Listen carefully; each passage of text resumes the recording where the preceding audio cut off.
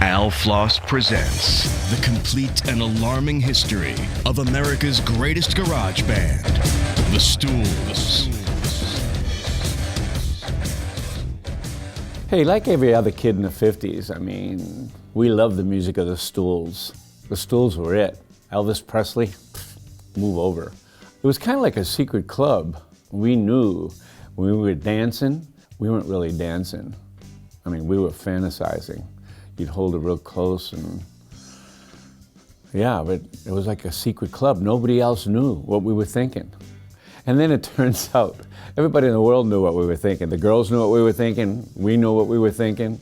When we talked about it after, the girls talked about it after, and it was like, it wasn't a secret club. We thought it was.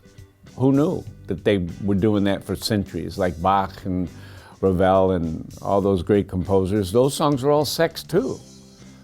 But it was like, it went deeper than that with the Stools though. It wasn't, here we were innocently thinking about getting laid, but apparently there was some subtext going on there, some subterfuge, is that the right word? It was like there's some evil, sinister stuff going on. We didn't know that. Who knew that it was this kind of, I don't know, like, did you see that movie, The Exorcist? It was like, maybe that kind of stuff, but we didn't know that. We were just kids trying to get laid. It was like, I don't know, now I kind of feel flummoxed. Does it really come as a shock to anyone that the Stools were on set when Michael Jackson's head got caught on fire while he was filming that soda ad? Or that Cosmo gave Sinead O'Connor that picture of the Pope before she went on Saturday Night Live? Remember, she got in all that trouble in '91 or something? Or that Elvin Anderson got Melissa Etheridge drunk and convinced her that David Crosby was Rosie O'Donnell, and that's how Etheridge's wife got knocked up? Okay, that one might not be true, but that's what I heard.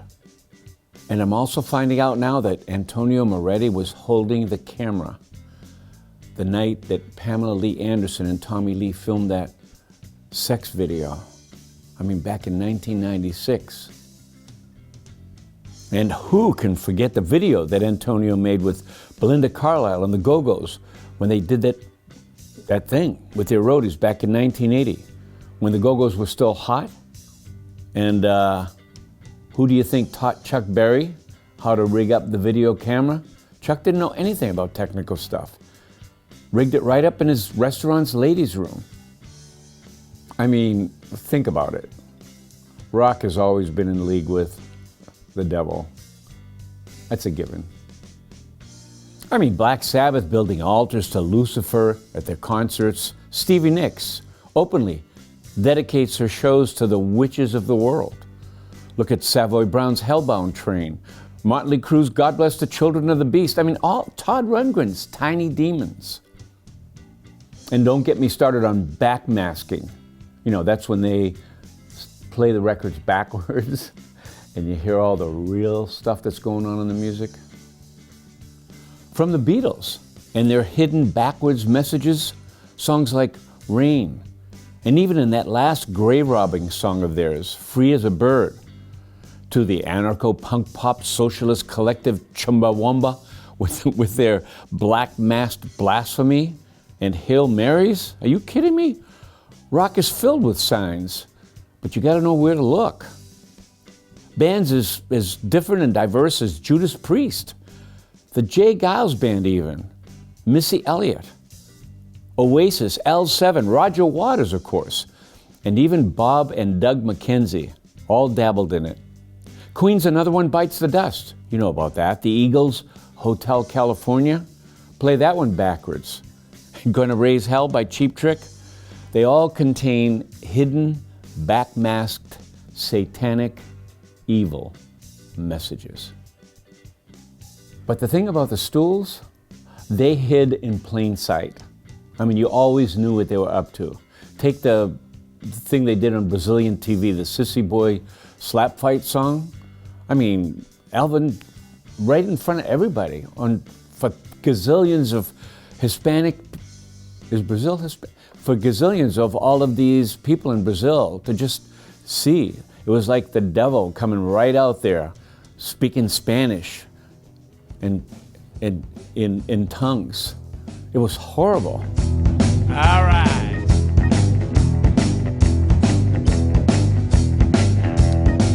Now I know what you're thinking.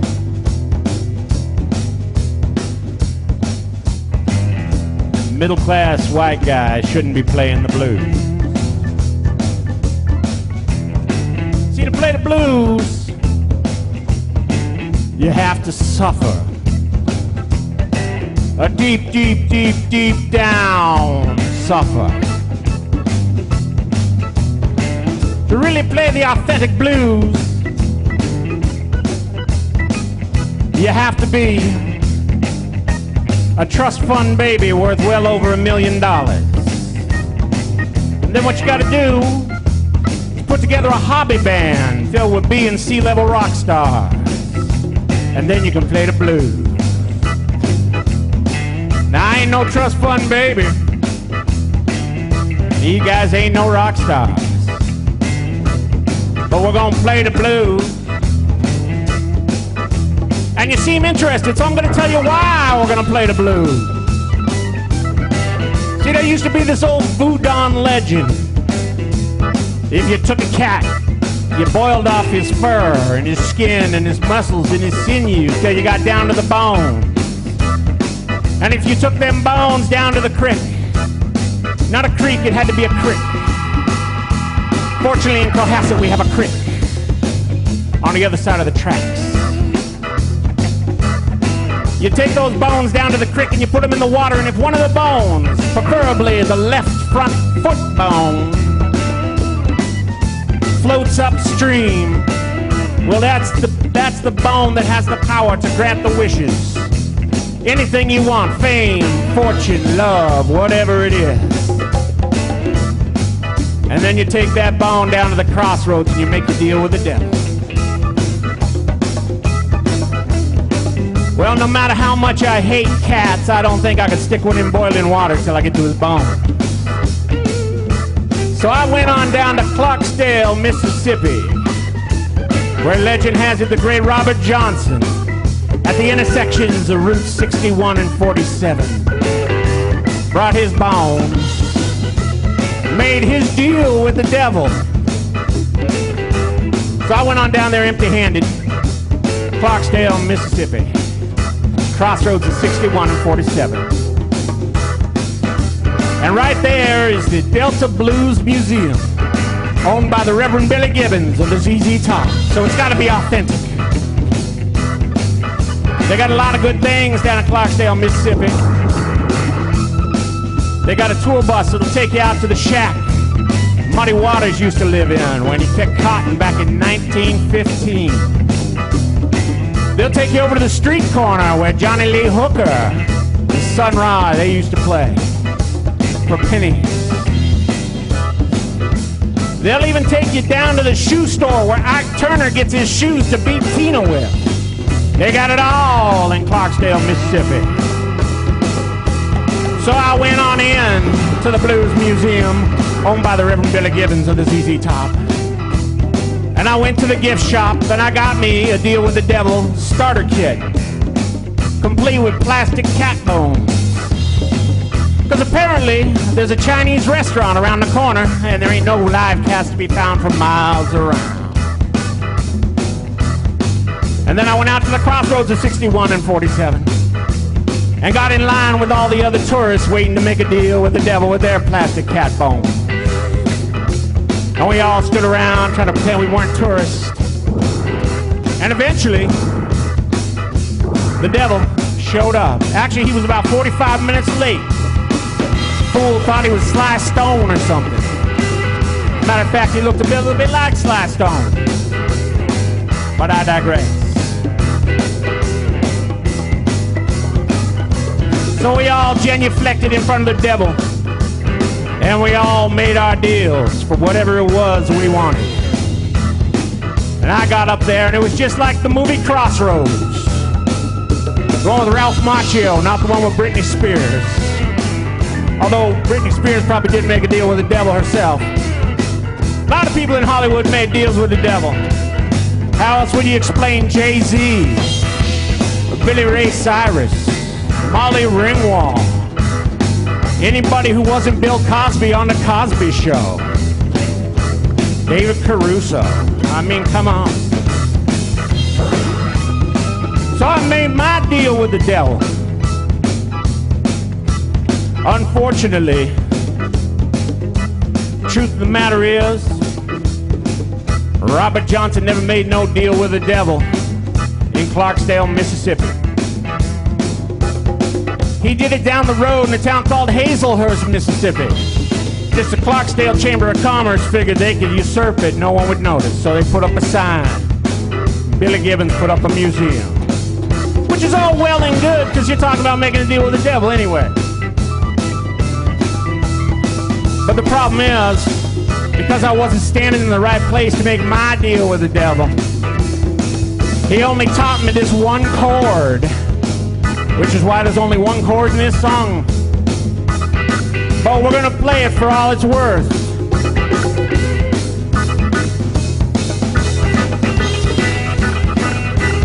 Please don't forget to tip your waiter, or he's gonna get pissed. If you go to your car, don't matter who you are, he's gonna hit you with a closed fist. Sissy boy, slap fight.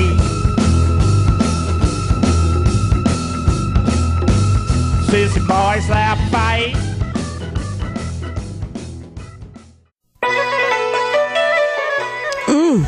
Billy, these deep-fried Chinese buttered cheese balls are so crunchy and chock full of flavor. You've just got to tell me how you do it. No can do, Miss Wilson. It's ancient Chinese secret. Oh. Hey, Billy, we're almost out of line. Ancient Chinese secret, huh? Got what?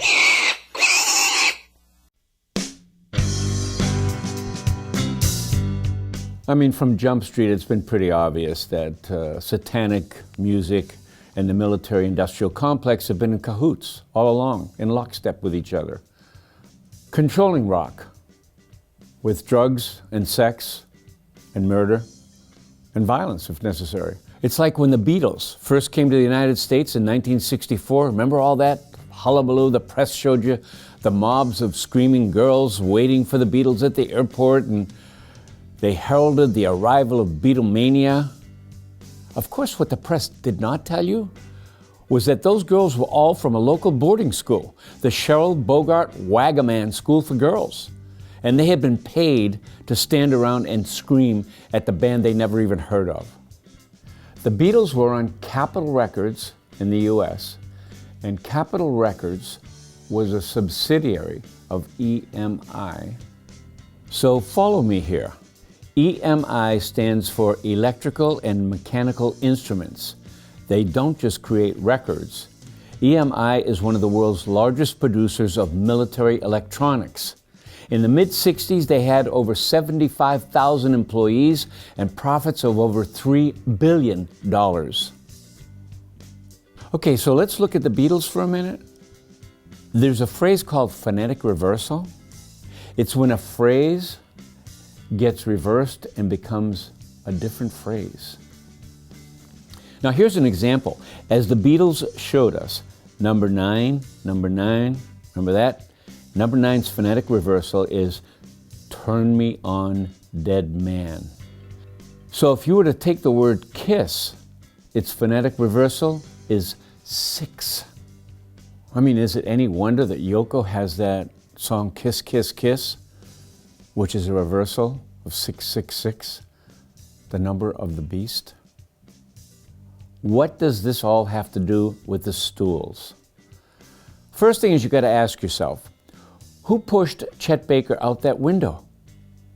Who loaded Johnny Ace's gun? Who hid Jeff Buckley's water wings? I think we know. Who pushed Sandy Denny down those steps? She wasn't drunk. Who loaded Terry Kath's gun? Who hid Randy California's water wings when he was trying to save his kid? I mean, it's obvious. Who pushed Rory Storm? Who loaded Selena's fan club's president's gun? Who hid Brian Jones's water wings? These guys, the Stools, that's who. Lady Gaga claims the spirit of a dead aunt is living inside of her. Joni Mitchell tells Time magazine 1974 she's controlled by a male muse named Art.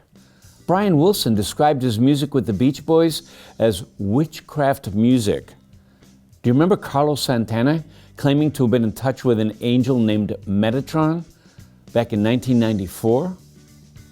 Bob Dylan admits in 60 Minutes that he made a deal with the devil, whom he calls Chief. As Eminem said so poetically in his rhythm rap, Goodbye Hollywood. Let's see if I remember the words. If I could go back, I never would have rapped. I sold my soul to the devil. I'll never get it back. And you know, I've thought about this heavily. Rock music's attack on America was four phases. From 1955, when I was in high school, to 1962, it was evil, driven by sex. Elvis, that's the Presley Elvis. Chuck Berry, Buddy Holly, all helping to bring about a sexual revolution. Think about it.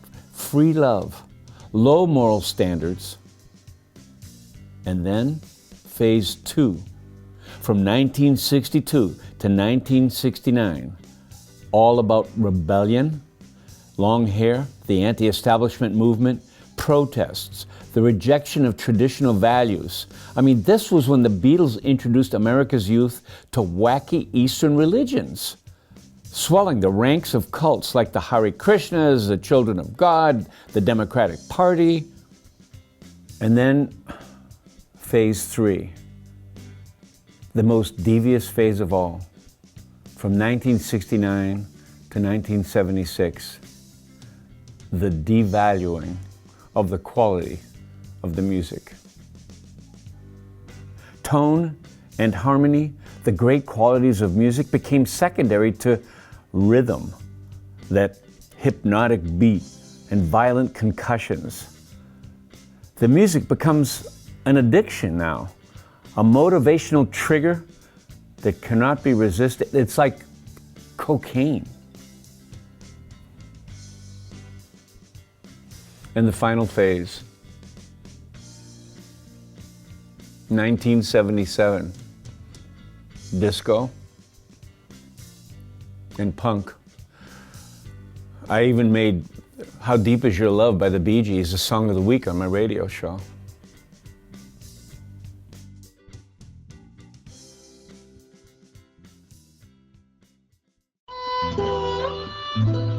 Coming this season from PBS, Lard, a film by Ken Burns. Dear Alice, Johnny Reb has had us pinned down here for the better part of a week. I hope this letter makes it out to you. Captain Wilson told us not to worry, but the butter and the corn oil ran out 3 days ago. If it weren't for the lard, I don't know where we'd be. Did you know lard requires no refrigeration? Your loving husband, Alan. The filmmaker who brought you baseball and the Civil War now turns his camera to the rendered fat of the swine in Lard, a film by Ken Burns. So I says to my husband, Jimmy Dean, I says, Jimmy, you got the chops and the loin and the ribs and the snouts and the tails that go in the sausage and all. But isn't there something we could do with the fat? I mean, it's just sitting there and, so darn tasty. Lard, a film by Ken Burns. The Indians had a word for it, manteca. It meant blubber of the land whale, and they'd use it for cooking and building temporary shelter during the rainy season. Lard, a film by Ken Burns. All this month on PBS. Programming made possible by a grant from the Abattoir Food and Hydrogenated Lard Company, a division of Dutchco Incorporated, Omaha, Nebraska.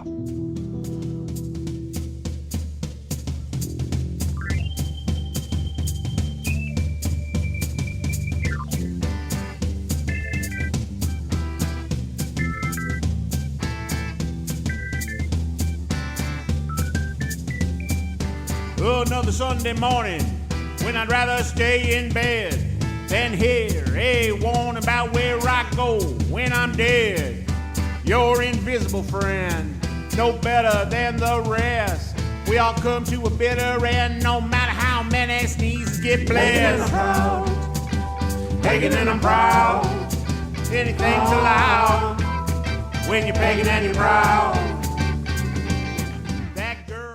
That's the Stools. I'm pagan and I'm proud. Proud? I mean, these guys flaunting their relationship with the devil. They were so confused. They didn't even realize it. I mean, they thought that the devil was going to protect them, and they were going to surge who knows where with the help of the evil devil. But that was so far from the truth. You know, no matter how well you serve him, Satan is really only interested in bringing ongoing misery and final destruction to everybody, even his servants. And you know that song by the Police, the rock trio The Police, Sting's group, Wrapped Around Your Finger?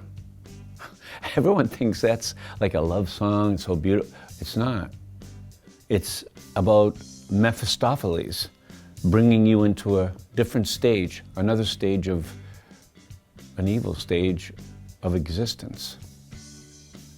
Mephistopheles, of course, comes from that opera in which Dr. Faust signs a compact. You know, he makes a deal with the devil, which causes him temporary success, but eventually he suffers a horrible death. I dug deep into my archives at charleslaquidara.radio.com for this one. It's I Just Want to Talk to Him, which people don't realize was actually the Stools' first single. They all think it's I'll Hold Your Beer. That's wrong. Al Floss first released I Just Want to Talk to Him in 1956, and then he quickly deleted it to avoid the public backlash. The fear of the Lord prolongeth days, but the years of the wicked shall be shortened. That's Proverb 10:27.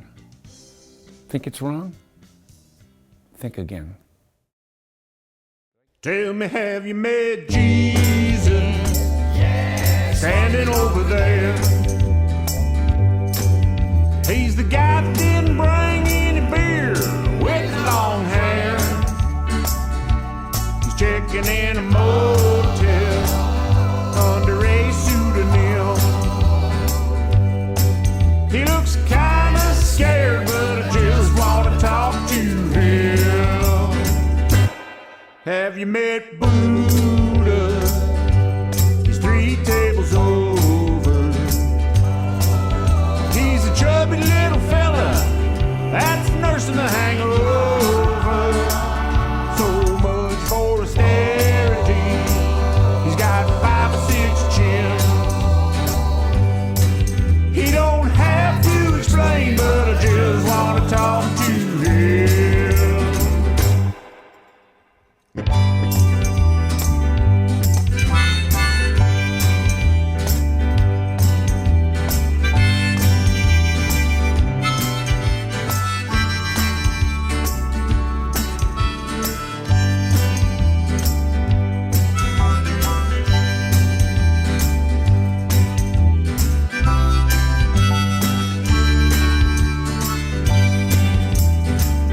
Do you know Muhammad?